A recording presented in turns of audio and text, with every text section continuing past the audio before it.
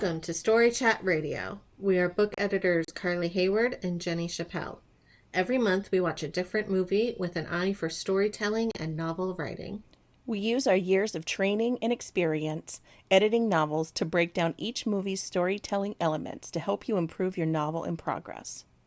Warning, Jenny ruins everything. Hey, you ruin things too. So don't be surprised if there are spoilers. On this episode, we are discussing the animated film Spirited Away, and then we'll end with a critique of one lucky author's query. And just as a reminder, you can now support the podcast on Patreon, where you can read the queries we critique plus get lots of other bonus content. It's easy to find. Just go to patreon.com/storychatradio. So here come the spoilers. 10-year-old Chihiro and her parents are driving to their new home. They take a shortcut and end up at a tunnel that leads to an abandoned village, which her dad insists for some reason is an old amusement park, and he wants to explore it. They come across some food, which her parents eat without considering that they are in what is at best an old abandoned amusement park. Chihiro refuses to eat because she's smart. And she wanders off to explore, where she meets Haku, a boy who warns her to get back across the riverbed before sunset.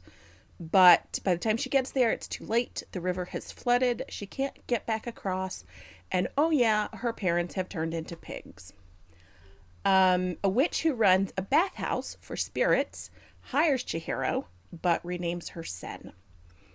If she forgets her name, she will be trapped in the spirit world. So she meets several spirits, including No Face, who eats pretty much everything, including some of the people at the bathhouse, and a stink spirit who gives her a magic dumpling. As I'm saying all of this, I'm like out of context of the story. Sen sees a dragon and recognizes it as Haku. He stole a magic seal from the witch's twin sister because the witch forced him to. He does dirty work for her, I guess. And it's making him sick. So Sen feeds him part of the dumpling and he vomits up the seal and this gross slug thing that Sen then crushes. With Haku unconscious, Sen goes to return the seal and apologize to the sister, despite this not really being her responsibility. She confronts No Face, who is now massive from eating literally everything, and feeds him the rest of the dumpling because somehow he still has room to eat that. He follows Sen out of the bathhouse, regurgitating everything and everyone he has eaten, and they return the seal. Dragon Haku shows up and takes Sen back to the bathhouse. On the way, she remembers when she was little and almost drowned, and figures out that Haku is the spirit of that river, which breaks the spell over him. She remembers his name, he knows who he is, so the spell is broken. When they get back to the bathhouse, Sen has to pick her parents out of a group of pigs. She correctly answers that none of them are her parents, which breaks the curse, and the whole family is free to go. Haku takes her to the now dry riverbed and vows they will meet again. She is now Chihiro again, and she returns with her parents who don't remember anything after eating. Totally typical. She looks back at the tunnel, unsure if everything really happened. They get back to their car, which is now covered in dust and leaves, which of course her parents really think nothing of, and they drive off toward their new home. So, Carly, what did you think about the movie? I mean, the parents kind of think something of all the dust and leaves. They just think it's a prank for some reason, because that makes sense. Anyway, I loved this movie. I haven't seen it in years and years. I think I was a kid last time I saw it, so I'd forgotten most of what happened. So it was really quite a delight. I know Chihiro is only 10, but somehow I was kind of shipping the romance between her and Haku. Yeah. And there was the whole true love angle, but it didn't push it into a romantic true love. It kind of focused it on just more of a friendship true love, I think. His Dark Materials series, the Golden Compass series, has a romance in it that kind of starts off like that too. They're super young. Yeah. And it's not exactly romance, but Yeah. but it's gonna be. That's Yeah. true. But I want it, like, I remember very clearly young Carly being like, I want to be Chihiro and having this romance. Right? Like, With I a was dragon really into shapeshifter. it. Yeah, please, thank Totally you. into paranormal romance, even when you were a little kid. Yeah, a little bit. Anyway, so that's where I'm at. But I love Miyazaki films in general. Yeah. This one is so good. Yeah. And I love that, like, it's her determination, her kindness, and her intelligence that kind of get her through this. It's not just that she has a good heart, which Yeah. I feel like a lot of stories tend to rely on for their hero. Yeah. That it's just about being a pure soul or a good person. But it's also her intelligence and her drive. She works her butt off to do any of this, and I really appreciate that. And of course, everything's beautiful and cute, and I want to hug all the things. Right. I just wanted to go live there and not cross back over to the human world where I would have annoying parents that are making me start at a new school. That sounds no fun. Better than parents that take you to an abandoned amusement park and eat whatever random stuff they come across there. I'm just saying. If those are your only choices. Yeah. I mean, honestly, though, I don't know. I'd explore an abandoned amusement park. Like, that part seemed great to me. I'd be like, what? This is cool. I just don't eat anything. Why is there hot food? Question that, please. I like how they're like, we'll just pay when they show up. And it's like, that's not how that works, but okay. My only criticism is I feel like Miyazaki films in general kind of wrap up really quickly. Yeah. It's like such a slow build to the climax, which I think is great, but then the conclusions can feel a little rushed of like, okay, and then they fixed everything and it's all good. Yeah. And I kind of like still have a lot of questions about the witch and her sister and all of the things, basically. But that's, I think, just coming from me wanting more from something. I think it's fine how it is. It's just me I think some of that probably has to do with that they don't always follow that like standard 3-act story structure that we're really used to seeing. So we're used to like the pacing kind of being a certain way. And these movies don't always necessarily follow that pacing. Yeah. So I think that probably has something to do with it too. I think that's a big part of it, definitely. But I think it's mostly that I have so many questions still. And you need it to be like a half hour longer to like wrap up all of those little things. Yes. I feel like it's kind of part of the magic of like Studio Ghibli movies that they don't 100% explain everything, you know? Yeah. If like this whole thing existed before you ever started watching it or whatever, you know, before this adventure started, like why is there just this like bathhouse that caters to spirits in the middle of nowhere? And what are all of these like weird spirit things that are all over the place there? And we don't really get answers to any of that stuff. I'm totally agreeing with you, by the way. Like, no, I know you are.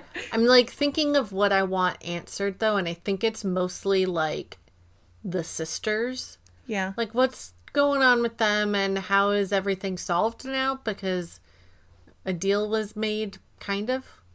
And also, how do they move with those really big heads?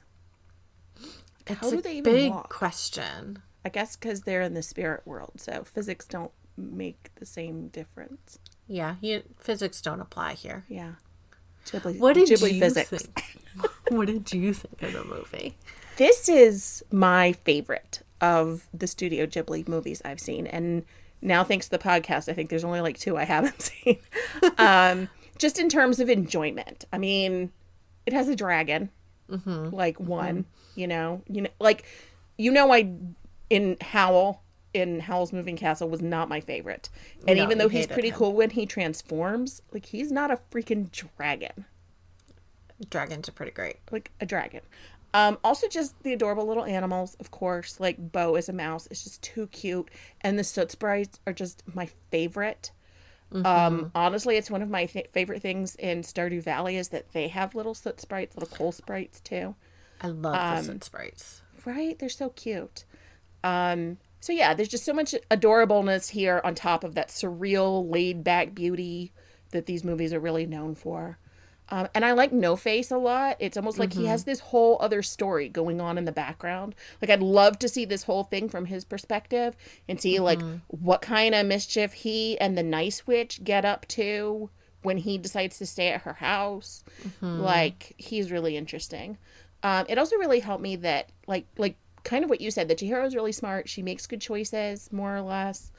Um, she's only 10, and as an adult some of the things in the movie would be terrible to see a child go through, but Mm-hmm. also just like how absurd are her parents.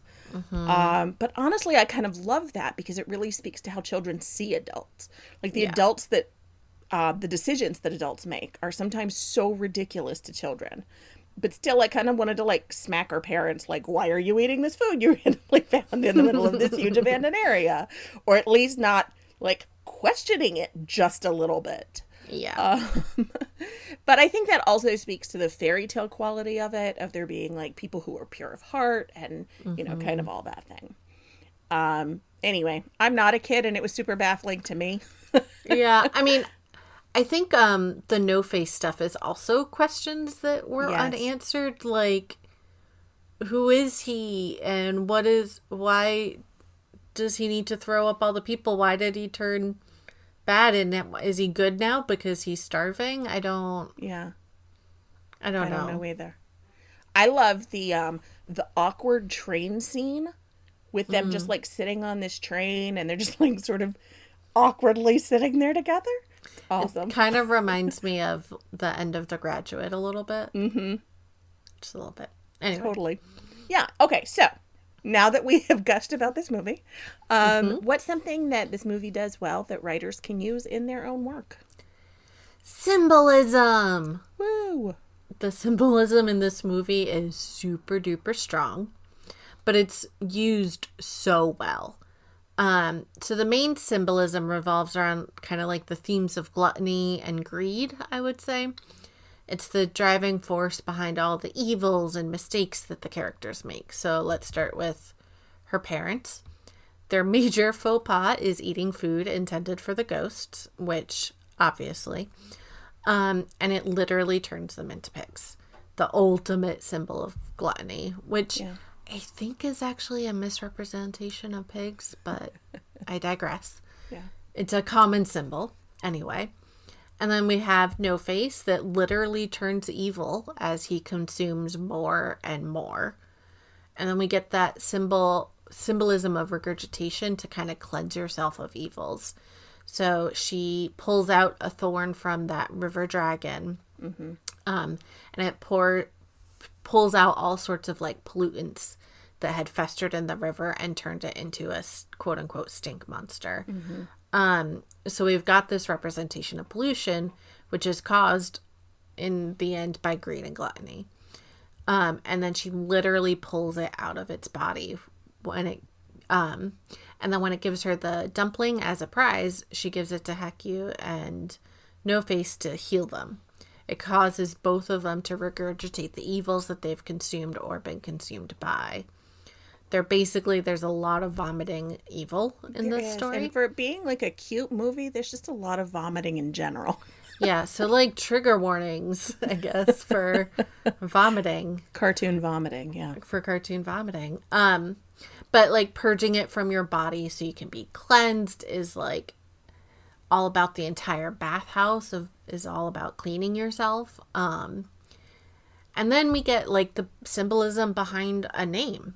So she signs a contract and that gives the witch her name, and there's power in that. The witch owns her name now. She's called Sen now, and she slowly is starting to forget her name, and if she does, she'll forget herself like Haku does. Mm-hmm. So her name represents her entire identity of who she is. It's a literal symbol for who she is. Hence, symbolism.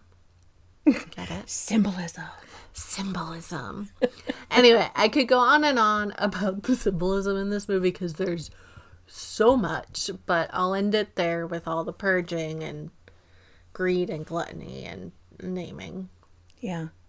I think Yeah, that I thought there covers was the big also stuff. Some really good symbolism in there too about like the process of growing up. And there's a lot of like fairy tale kind of stuff with like the Yes. older evil witch and, all of that stuff. But yeah, I think the name also really goes in with all of that.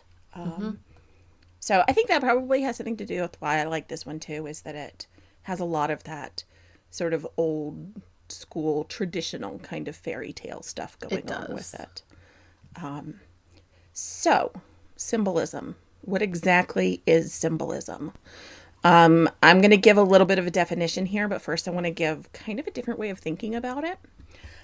So when I think about symbolism in literature, my first thought is always that like old meme about why the curtains in a room are a certain color and what the author meant to convey with that, when in fact the author just thought that was a good color and there wasn't necessarily any intent behind it.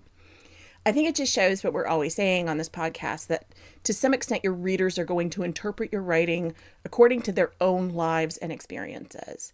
However, what it also means is that if you don't intentionally add symbolism, readers are just going to look for it anyway. I think as humans, and certainly people who read a lot, we look for deeper meaning in things, and symbolism does that. I actually want to start with this different way of thinking about symbolism, which is maybe going to get a little bit meta. So stay with me. Love it. Let's do it. So first of all, we use symbolism all day, every day. Every time you use a GIF, or if you want to call it a GIF, that's okay too, as I've been told it's okay, but I'm going to assume if I see it written, it's GIF. Anytime you use one, or an emoji, even memes can be used, you're using symbolism. These can reinforce the meanings of words that you're using, or they can offer a different connotation than the words themselves.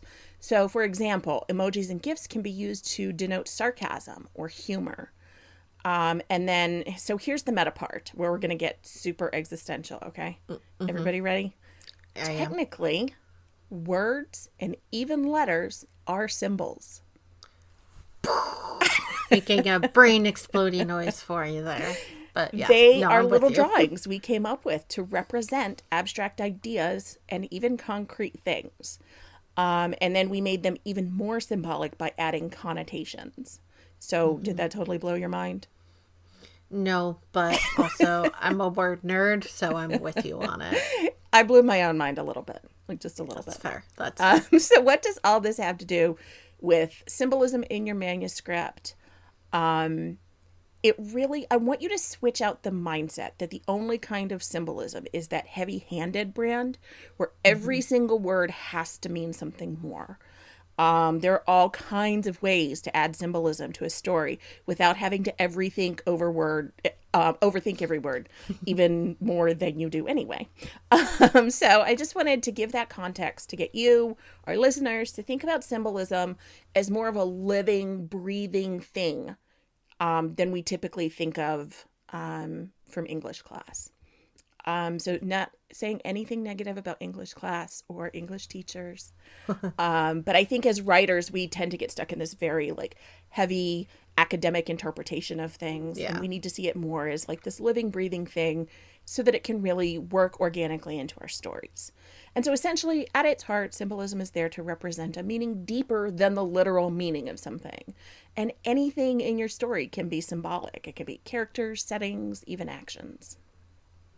Yeah, no, I completely agree. I'm still just caught up on every think over thing that you said earlier. And I'm like really into this phrase now for some reason. And I'm very distracted by it, but I will try to come back and focus.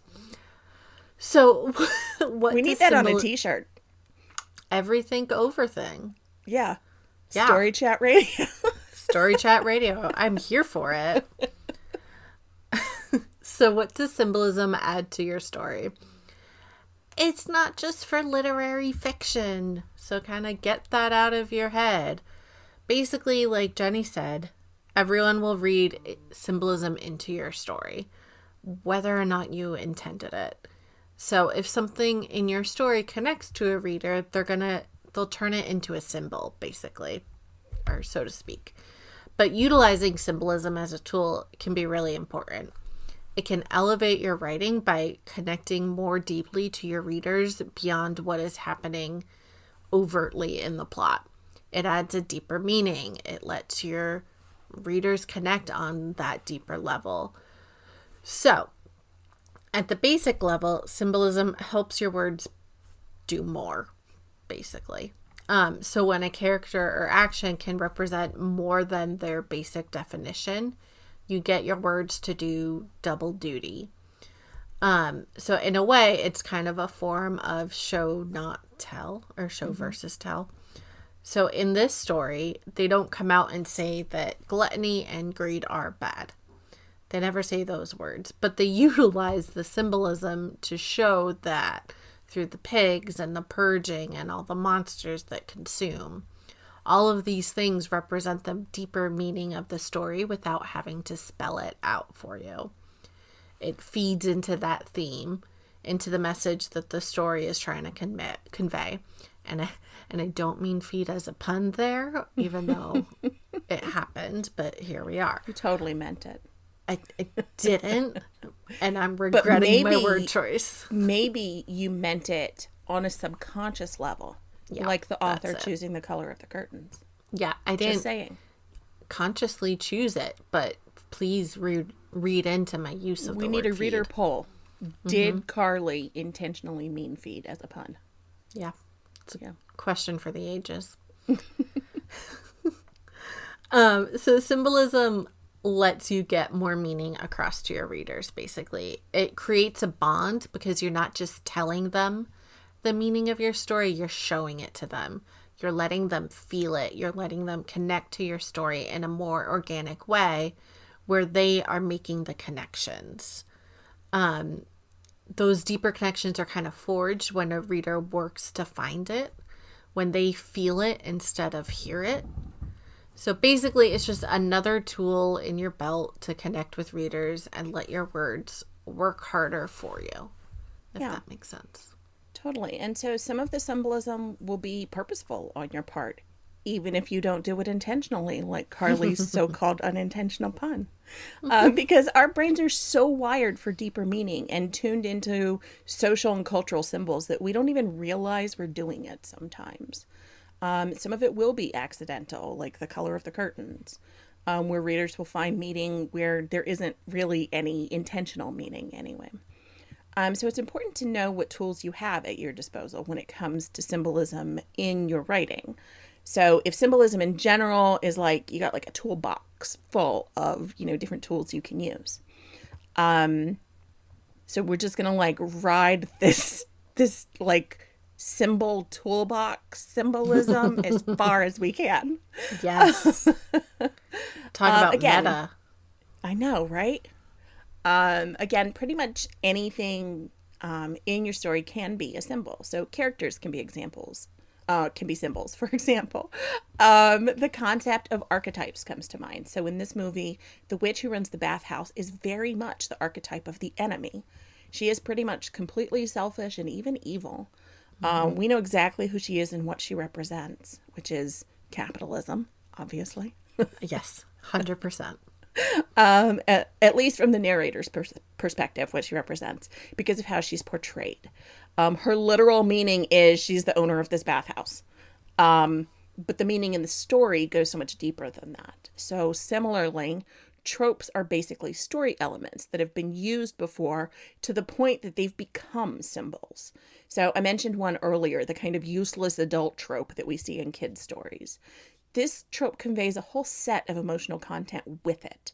It's not just about kids not understanding how adults behave, but also this feeling that adults don't listen to children and some very real fears about what that will mean. Another great tool at your disposal is figurative language, like similes, metaphors, hyperbole. These allow you to go beyond even connotation of words, to tap into the deeper meaning associated with the comparison. So imagery is a great way to do this. In the movie, the best example I could think of is that, again, the people who take the food in the abandoned village, again, who does that? turn into pigs. And so pigs, again, generally signify gluttony, greed, all the things that Carly mentioned earlier. Yeah, exactly. So how do you decide what kind of symbolism you want to use? First of all, you decide what you're trying to get across to your reader in terms of theme, motif, etc. Are you trying to show the downside of capitalism like this story and how it turns everyone towards greed and gluttony? What are common symbols of those elements? Very clearly in the movie, the pigs and the regurgitation and the gold.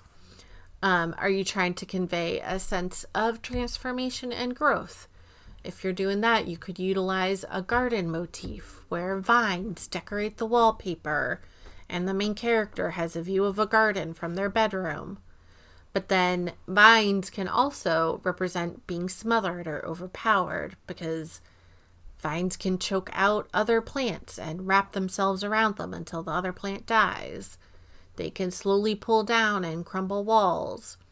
So when playing with symbolism, be aware that items can kind of have multiple meanings, and also be aware that like an English major like me can fall down that rabbit hole of what does it mean and what can it symbolize, and I will never ever stop. Like I can go on about vines. You know what vines also mean? Like the Ivy League and the elite. There's so many things that vines mean. A forest, expanding and turning buildings back to nature. Do not test me. I will go on and on. Anyway. Whew, I'm almost like out of breath with all of the things vines can symbolize. Okay, so consider your reader's expectations and play with them intentionally. Do they expect the parents to fall asleep or be consumed by the bathhouse? If instead they're turned into pigs, it will make the reader stop and consider why. Why would they be turned into that? What meaning is there behind the pigs? We might expect the dumpling to cure No Face and turn him back into a kindly spirit like he was in the beginning. But we don't expect it to make him constantly regurgitate for like 10 minutes. It slowly returns him to his previous state while he's purging this excess that he had consumed. He is a literal consumer that then has to purge it. He removes his consumerism slowly. So while it is a magic cure like you would expect the dumpling to be, the form that it takes, the way it cures him, sheds meaning on the story. It turns that action into a symbol that reflects the themes of the movie.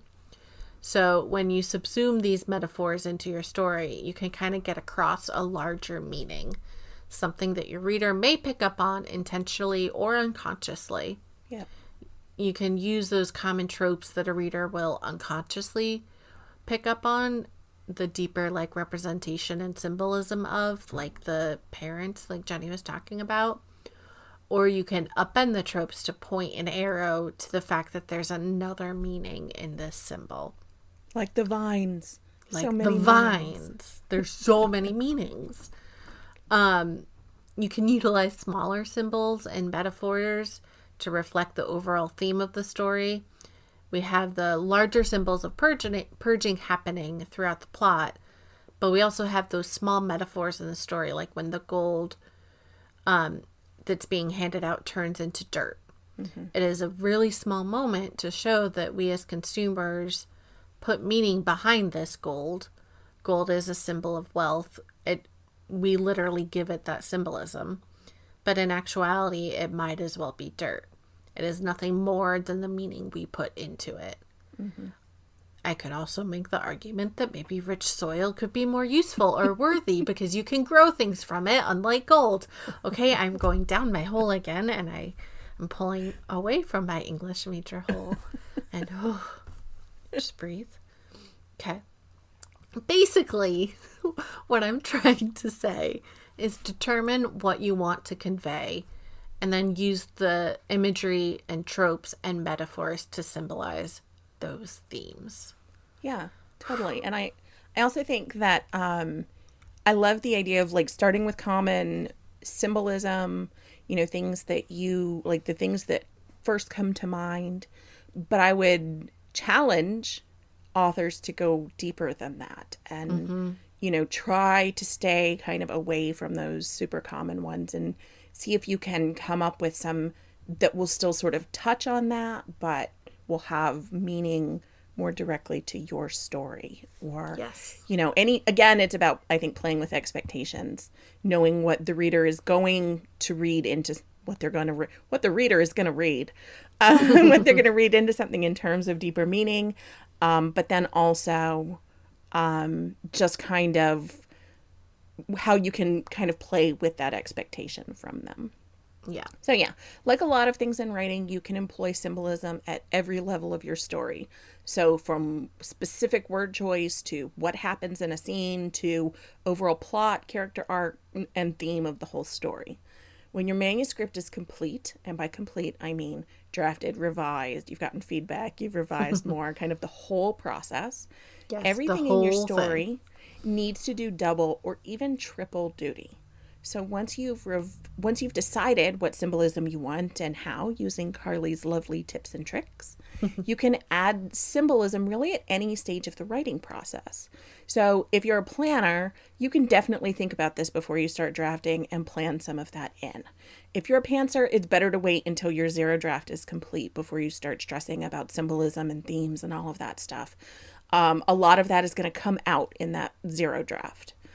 For most authors who are somewhere in between those two extremes, it can be helpful to have some idea of any large-scale symbolism that you want to include in your first draft, and then go back and add smaller symbolism in revisions.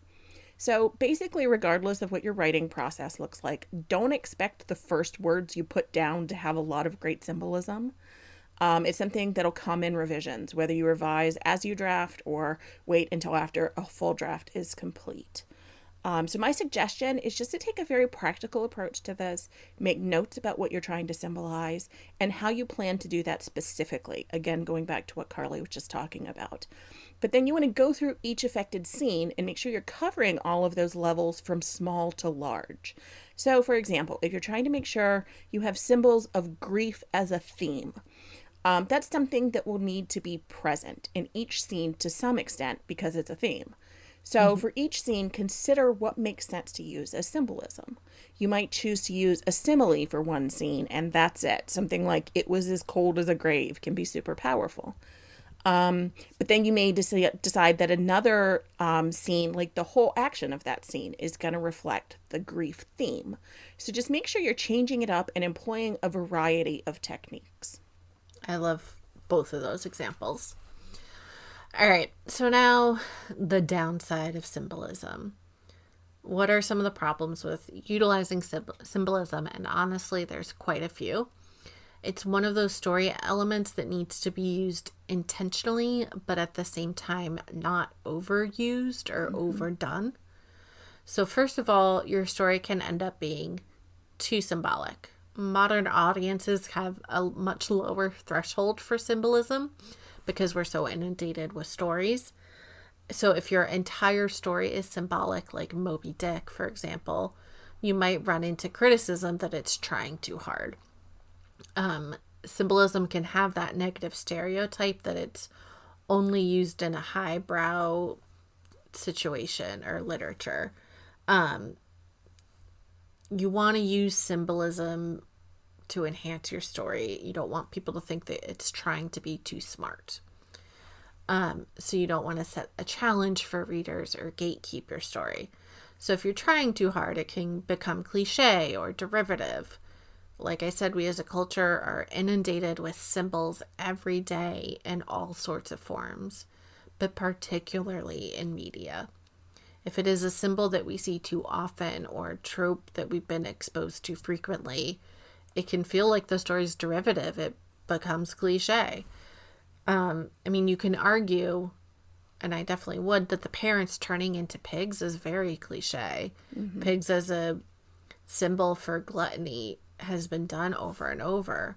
The term capitalist pig, it's become pretty cliche. So if it's too derivative, you'll lose interest from your readers. It will feel like the same old thing they've read a million times.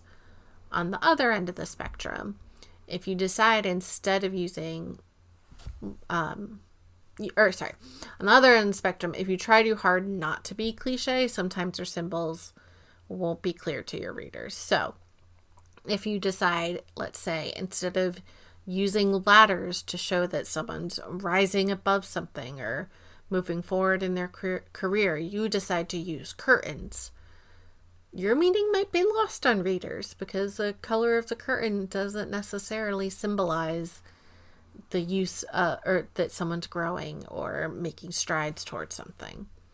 So you need to kind of balance those overly cliche symbols, I can say words, and the nonsensical symbols to find ones that aren't overdone but still make sense. And I think Jenny brought up a really great point earlier of you want to use symbols that make sense for your story specifically. Yeah. Not just the world at large.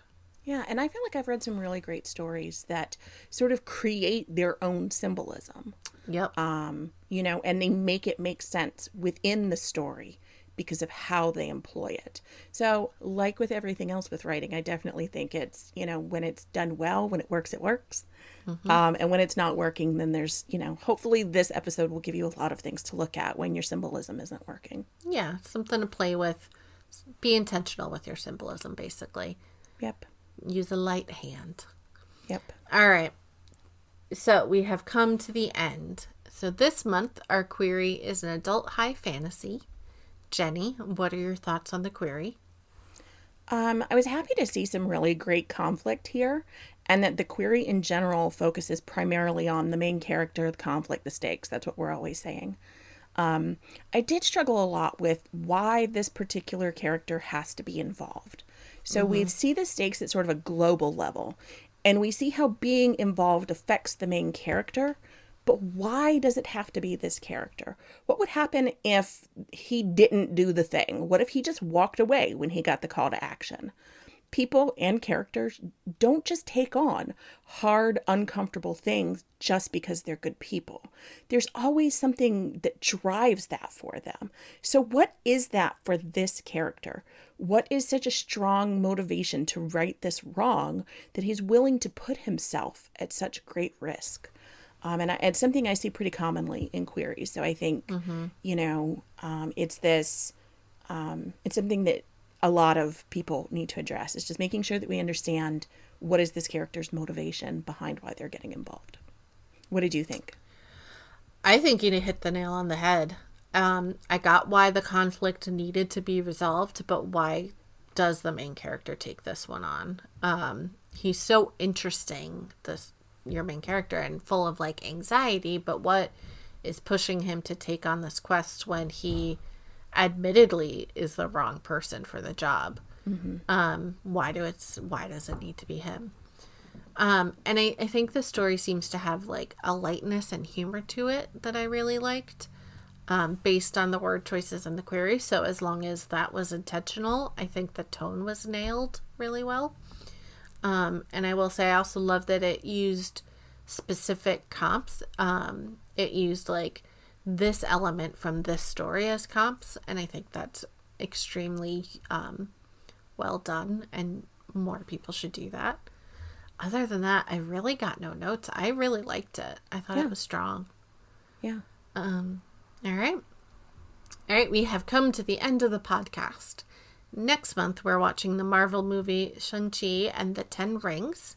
We will also have another query or blurb critique. If you want your query featured on the podcast, you can find the details about how to do that on our website or Twitter page.